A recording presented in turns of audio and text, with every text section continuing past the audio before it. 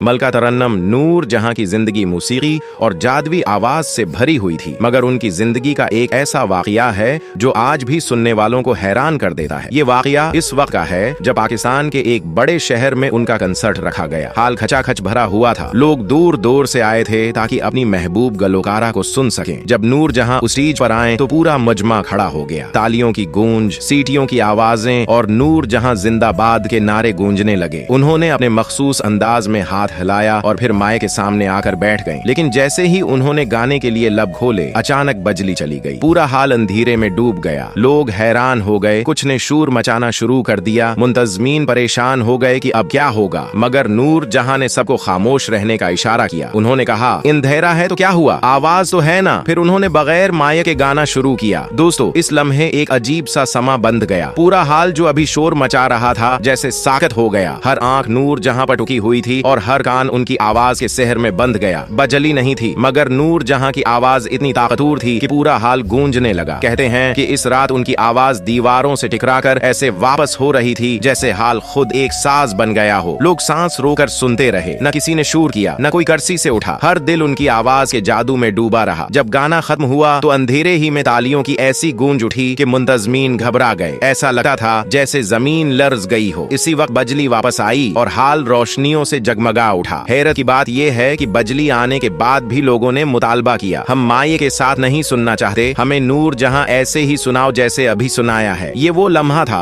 जिसने सबको साबित कर दिया कि नूर जहां सिर्फ एक गलोकारा नहीं थी, बल्कि वो एक ऐसी जादवी शख्सियत थी जिनकी आवाज बजली या साज की महताज नहीं थी। ये वाकया खुद नूर जहां भी हमेशा याद करती थी। वो कहा करती थी, असल गलोकार वो है जो अंधेरे में भी दिलों को रोशन कर दे। यही वजह है कि नूर जहां को मलका तरन्नुम कहा गया। उनकी आवाज में अल्लाह की दी हुई ऐसी ताकत थी कि लाखों दिल एक साथ धड़कने लगते थे। नूर जहां की ये दास्तान हमें ये सबक देती है कि असल कमाल सहूलतों पर नहीं बल्कि हुनर और खुलूस पर होता है। अगर फन सच्चा हो तो अंधेरा भी रोशनी में बदल जाता है।